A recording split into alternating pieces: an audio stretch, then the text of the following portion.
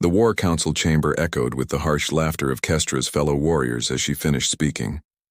Her bronze skin, crisscrossed with battle scars that told stories of a dozen campaigns, seemed to burn under their ridicule. At 8 feet tall, she towered even over her own kind, yet in this moment she felt smaller than the dust beneath their boots. Love, Commander Thane spat, his scarred face twisting with disgust. The mighty Kestra speaks of love like some soft-skinned weakling from the outer colonies. The other warriors around the Obsidian Council table joined in, their voices a chorus of mockery. General Vex, her childhood training partner, shook his massive head. You suggest we negotiate with the Terran colonies through understanding and connection? Have you forgotten what it means to be Vorthak? Kestra's hands clenched into fists, each one capable of crushing stone. Her people, the Vorthak, were bred for war across generations. Their society valued strength, conquest, and dominance above all else. Emotions were seen as flaws, weaknesses to be purged from their warrior souls. Yet deep within her chest, beneath layers of muscle and scar tissue, her heart yearned for something her people couldn't understand. I have not forgotten, she replied, her voice steady despite the shame burning in her throat. But perhaps there are battles that cannot be won with weapons alone. This brought fresh waves of laughter. Commander Thane stood, his presence commanding the room. The Terrans will bow to our superiority, as all species must. We don't need their friendship or whatever romantic nonsense you've been dreaming about. The word romantic hung in the air like a poison. In Vorthak culture, the concept of romantic love was not merely foreign, it was considered a mental illness. Their people mated for genetic compatibility and strength, nothing more. The idea that two beings could choose each other based on emotional connection was so alien that most Vorthak couldn't even comprehend it. But Kestra had always been different. As a child, she'd found herself staring at the binary sunset of their homeworld and wondering what it would feel like to share such beauty with someone who chose to stand beside her. During her youth, she'd secretly observed bonded pairs among the servant species, fascinated by the gentle touches and soft words they shared.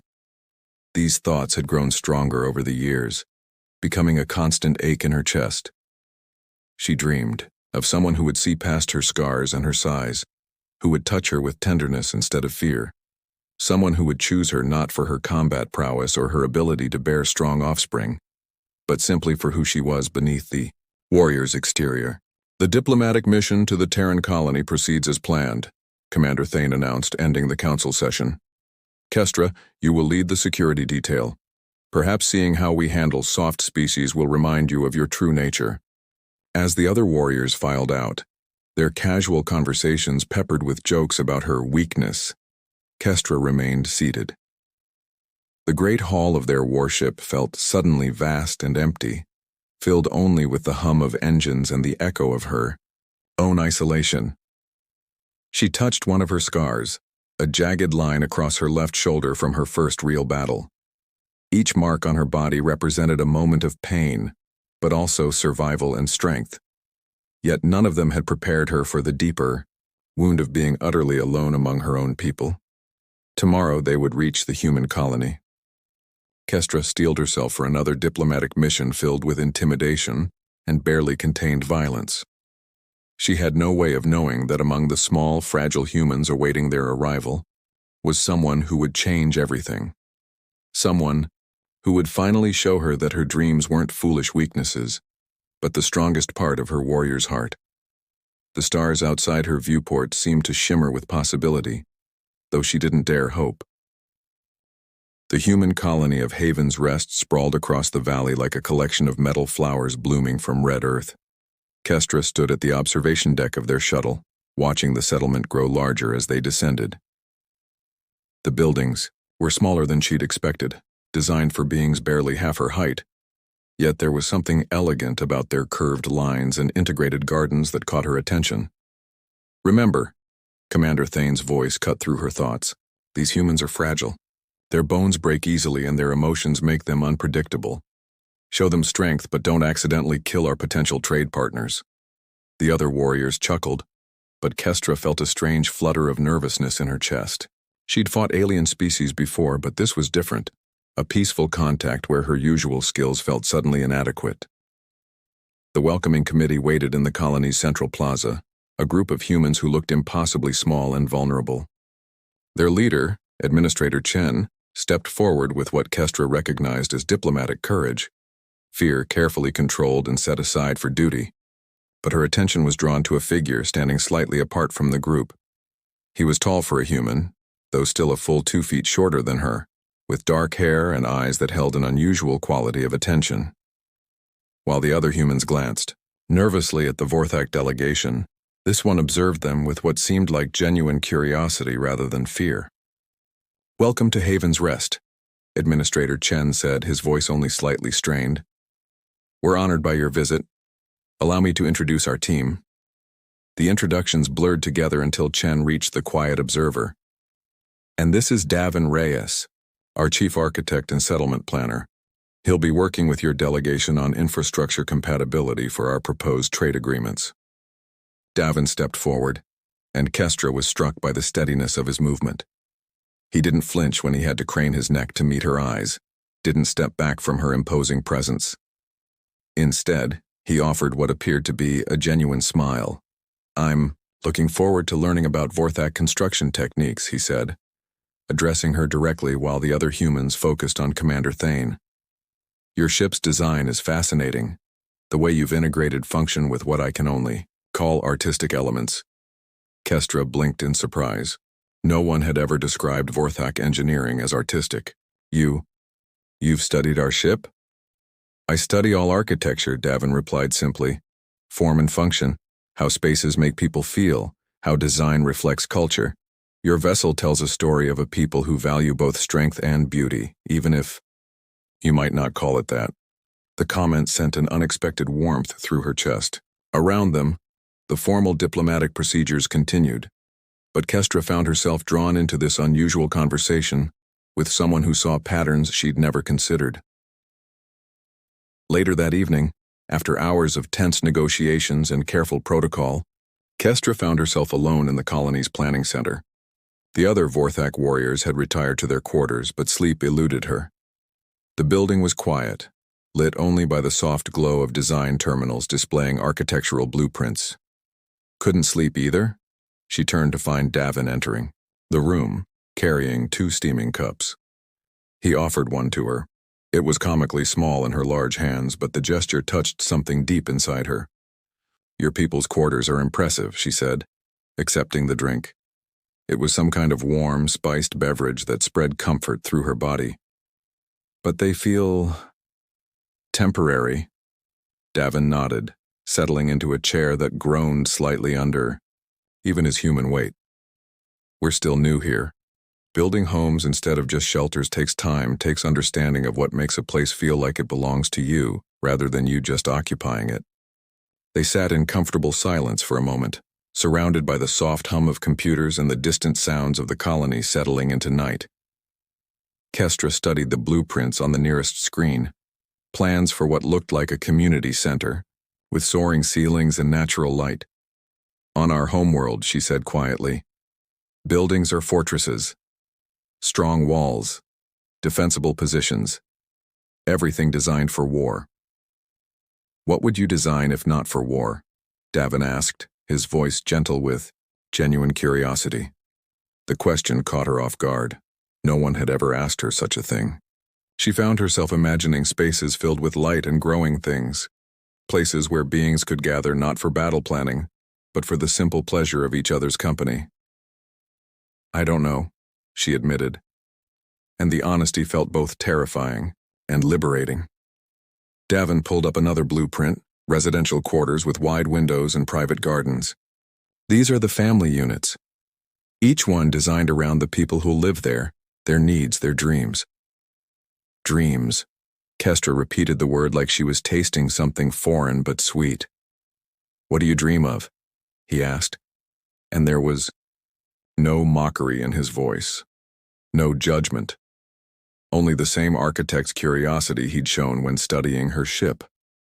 For a moment, sitting in the gentle light of the planning center with this thoughtful human who asked impossible questions, Kestra almost told him, almost spoke of her secret yearning for connection, for someone who would choose to stay beside her not from duty or fear, but from something softer and infinitely more powerful. Instead, she deflected. Vorthak don't dream. We plan for victory. But Davin's knowing smile suggested he heard the lie in her words, and somehow, that didn't make her feel exposed. It made her feel seen. The third day of negotiations had gone better than anyone expected. Kestra watched Commander Thane sign the preliminary trade agreements with something resembling satisfaction. The humans had agreed to provide rare minerals in exchange for Vorthak, protection technologies, and both sides seemed pleased with the terms. It was Kestra's suggestion to include cultural exchange provisions that had sealed the deal, an idea that had come to her during her late-night conversations with Davin about architecture and dreams. The clause would allow for shared learning between their species, something that benefited both civilizations. She should have known her moment of triumph wouldn't last. Well done, everyone, Administrator Chen announced as the formal session concluded. Perhaps we could celebrate with a dinner. Our chefs have prepared dishes from both cultures.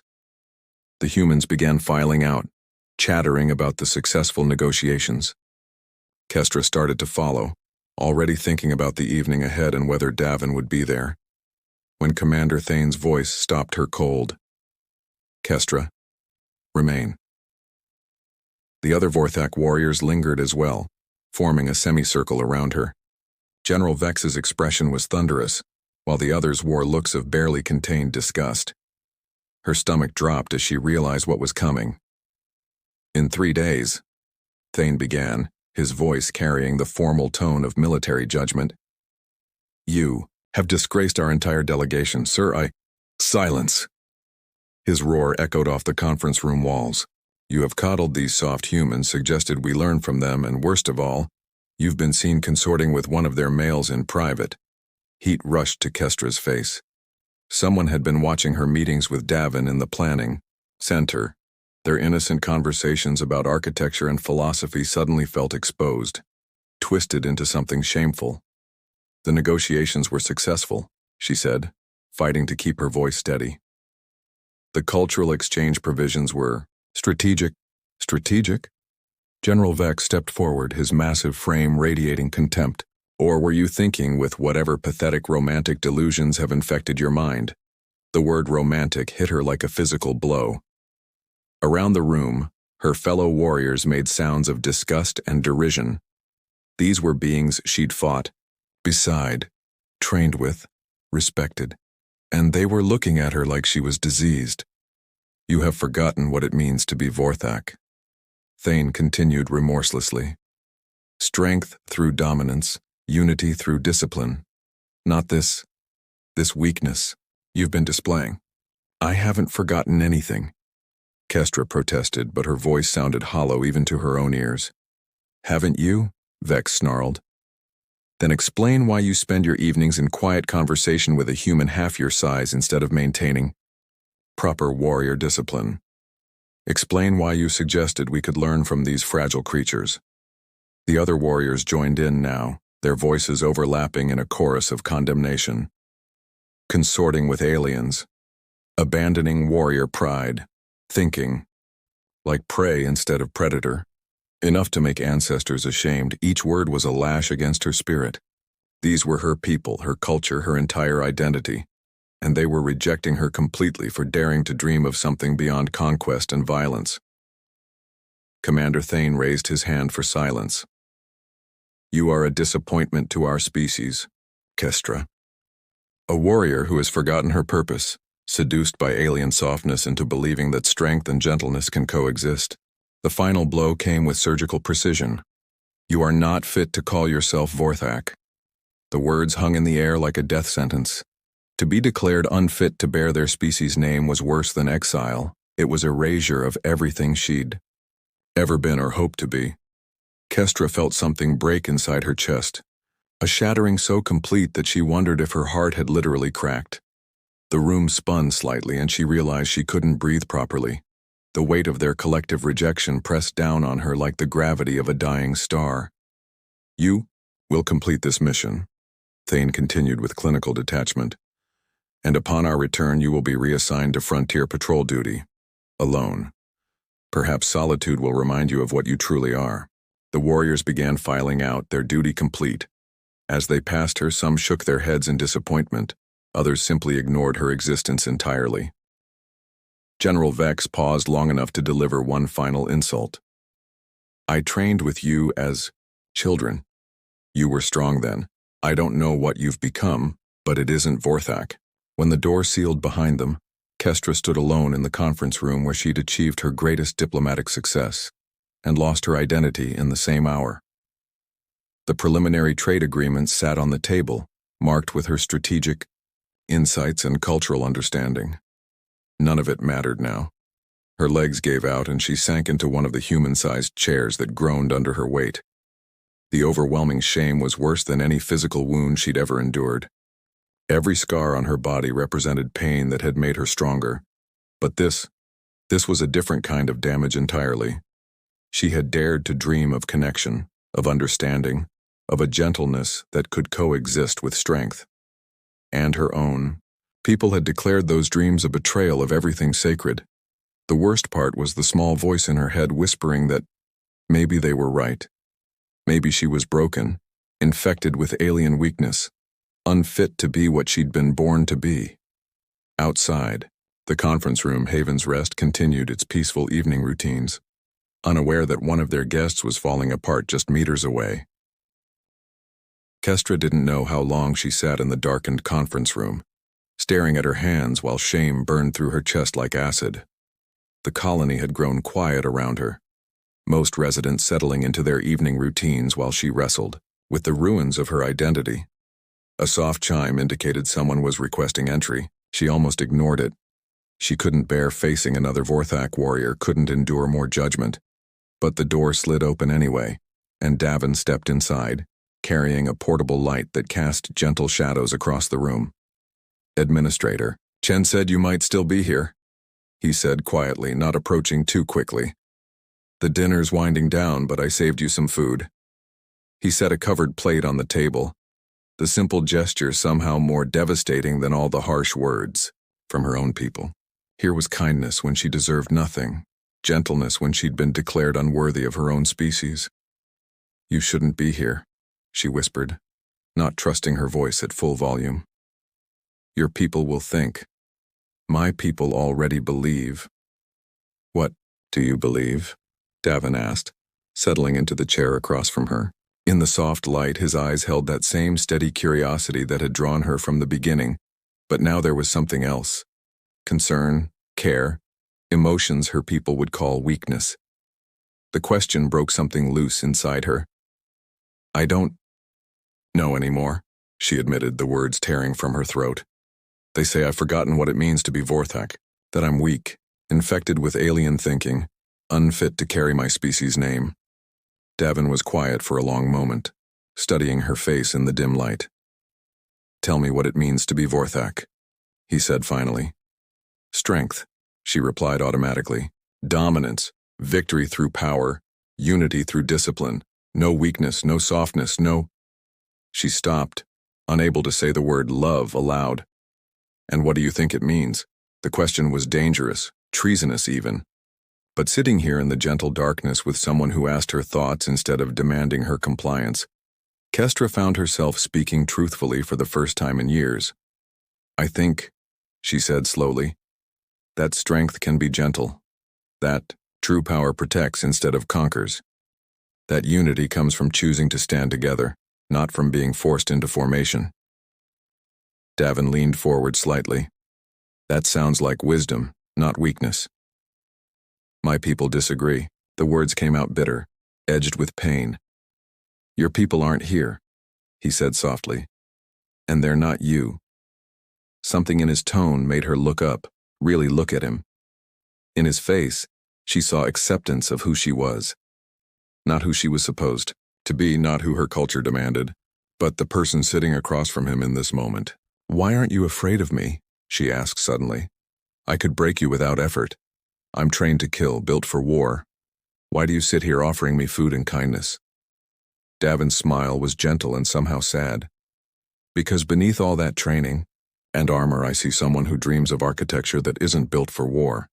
Someone who negotiated peace instead of demanding surrender. Someone who's been hurt by the people who should have protected her. The observation was so accurate it stole her breath. No one had ever seen her so clearly, looked past the warrior exterior to the dreamer within. She felt exposed and terrified, and somehow impossibly safe. "I don't know how to be what they want," she whispered. "And I don't know how to be anything else." Davin stood slowly, moving with careful deliberation so she wouldn't feel threatened. "May I?" he asked, extending his hand toward her. She stared at his outstretched palm, so small compared to hers, so fragile it seemed impossible it could offer comfort to someone like her. But she found herself nodding, lifting her own hand to meet his. His fingers were warm as they wrapped around hers. Both hands needed to encompass even part of her palm. The touch was electric, sending shock waves through her entire body. No one had ever touched her like this, not with dominance or challenge, but with simple, generous affection. "You don't have to be what they want," he said, his thumb tracing across her knuckles. "You don't have to be what anyone wants except yourself." The words were revolutionary, impossible, everything she'd been taught to reject. But sitting here with his hands warming hers, feeling the steady pulse of his heartbeat where their wrists touched, she found herself believing him. "What if what I want is forbidden?" she asked. "Then maybe the rules are wrong." She studied his face, this human who spoke such dangerous ideas with such quiet conviction. "What do you want, Davin?" His answer was barely above a whisper. "To know you. Not the warrior, not the diplomat, not what your people expect you to be. Just you." The honesty in his voice undid her completely. Before she could lose her courage, she lifted their joined hands and pressed his palm against her cheek. His skin was soft against her battle-scarred face, his touch gentle in ways she'd never imagined possible. "I've never," she began, then stopped, too vulnerable to continue. "Never what?" "Never been touched like this. Like I was precious instead of dangerous." Davin's eyes filled with something that might have been wonder. "You are precious," he said, simply. "Dangerous too, maybe, but that doesn't make you less worthy of gentleness." They sat like that for a long time, her cheek pressed against his palm, their breathing slowly synchronizing in the quiet room. It was the most intimate moment of her life, more meaningful than any victory or conquest. When she finally lifted her head, the space between them felt charged with possibility. His eyes asked a question, and her slight nod gave permission. He rose from his chair, moving closer, and she found herself leaning down to meet him halfway. Their first kiss was tentative, gentle, nothing like the aggressive claiming she'd witnessed among her own people. His lips were soft against hers, warm and patient and infinitely careful. She could have crushed him without thinking, but instead found herself cradling his face with desperate tenderness. When they finally broke apart, both breathing hard, Davin rested his forehead against hers. "Is this what you want?" he asked. "Yes," she whispered, the word carrying the weight of a lifetime's worth of denied dreams. "But I don't know how." "We'll figure it out together," he promised. And for the first time since the confrontation with her people, Kestra felt something other than shame. She felt hope. 3 weeks later, Kestra stood before the Joint Council chambers aboard the Vorthak flagship, her hand clasped firmly in Davin's, despite the shocked murmurs rippling through both delegations. The human architect had requested formal permission to address both councils simultaneously, an unprecedented breach of protocol that had taken days of careful negotiation to arrange. Commander Thane's face was a mask of barely controlled fury. "This is absurd," he growled. "A human has no right to address Vorthak Command, and certainly not while contaminating one of our warriors." "With respect, Commander," Administrator Chen interjected from the human delegation, "Mr. Reyes has filed a formal petition for cultural exchange residency. As chief architect, his expertise could benefit both our peoples. But Kestra knew this wasn't really about architecture or cultural exchange. This was about two people from impossible worlds choosing each other, and the courage required to make that choice public. "You don't have to do this," she murmured to Davin, her voice low enough that only he could hear. "They could exile you from the colony. Your own people might—" "Look at me," he said quietly. And when she met his eyes, she saw the same steady determination that had drawn her to him from the beginning. "We do this together, or not at all." Over the past weeks, they had learned each other in ways that still made her breath catch. He had mapped her scars with gentle fingers, each touch transforming marks of violence into something beautiful. She had discovered that her strength could be protective rather than destructive, that she could hold him with careful tenderness, while he showed her what it meant to be cherished. Their physical union had been a revelation, proof that two such different beings could create something beautiful together. But more than that, he had seen her dreams and called them worthy. When she sketched buildings designed for peace instead of war, he encouraged her visions of architecture that nurtured, rather than intimidated. "The petition is simple," Davin announced, his voice carrying clearly through the chamber despite addressing beings who could crush him without effort. "I request permission to establish permanent residence within Vorthak space as a cultural exchange ambassador with the goal of learning and sharing architectural and engineering techniques between our peoples." General Vex snorted with derision. "A transparent excuse to pursue your perverse fascination with our disgraced warrior." "You're right," Davin said simply, and the admission sent another wave of shock through the room. "I am fascinated by Kestra, by her strength and her gentleness, her tactical brilliance and her capacity for dreams your culture has tried to suppress. But I'm also genuinely interested in Vorthak engineering, and I believe our peoples have much to learn from each other." He pulled up a holographic display showing architectural plans, a fusion of human and Vorthak design principles that created structures both beautiful and defensible. "These are preliminary designs for a joint research station. Notice how Vorthak strength-based engineering provides security, while human comfort-focused design creates spaces where both species can thrive." Despite herself, Kestra felt a flush of pride. They had worked on these designs together during stolen hours in the colony's planning center, her tactical knowledge blending with his aesthetic vision to create something neither could have achieved alone. "Impressive," Administrator Chen admitted.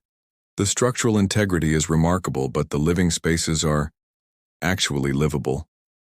"It represents what we could accomplish together," Davin continued. "But it requires seeing strength and gentleness as complementary rather than contradictory." Commander Thane's expression had shifted from fury to something more calculating. "And what of her?" he demanded, gesturing toward Kestra. "She has already proven herself unfit for Vorthak service." "I respectfully disagree." Davin's voice hardened slightly. "She successfully negotiated a trade agreement that benefits both our peoples. She showed strategic thinking, cultural sensitivity, and leadership. If those qualities make her unfit for your service, then perhaps your definitions need examining." The challenge hung in the air like a thrown gauntlet. For a moment, Kestra thought Commander Thane might order them both arrested. But then something unexpected happened. Admiral Korth, the eldest member of the Vorthak Council, spoke for the Yao. "First time in my youth," the ancient warrior said slowly. "I knew warriors who could break enemy lines with their bare hands, but who also wrote poetry in their private moments.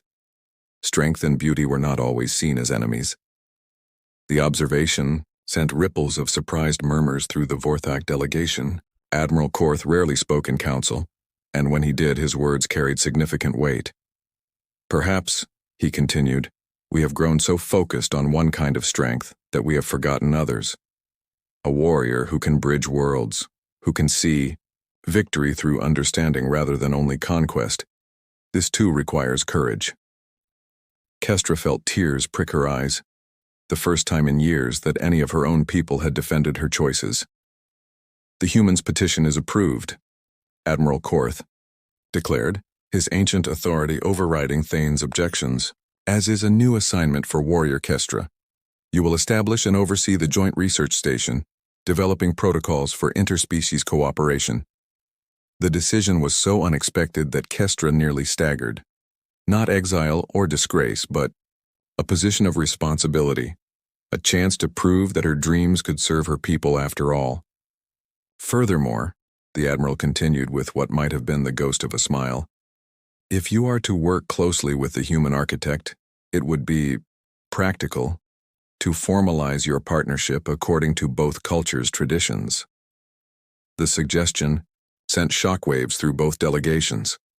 A formal bonding between Vorthak and human was unprecedented, revolutionary, potentially explosive.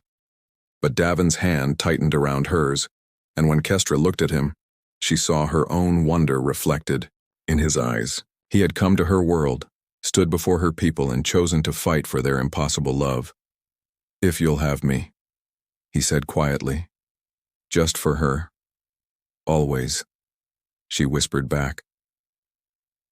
6 months later, their bonding ceremony took place on the newly constructed research station, a building that embodied everything they'd dreamed of together. Vorthak warriors stood beside human colonists, watching two beings from different worlds promise to choose each other again and again, no matter what challenges their love might face. As they joined hands beneath twin suns, Kestra finally understood what she'd been searching for all her life. Not the weakness her people had feared, but the strongest force in any galaxy, the courage to love completely and be loved in return. Their first kiss as bonded partners was witnessed by representatives of both their peoples, a symbol of connection that would reshape how two civilizations saw themselves and each other. And in the architectural masterpiece that surrounded them, strong enough to withstand any storm, beautiful enough to inspire dreams, their love had already begun changing. The galaxy,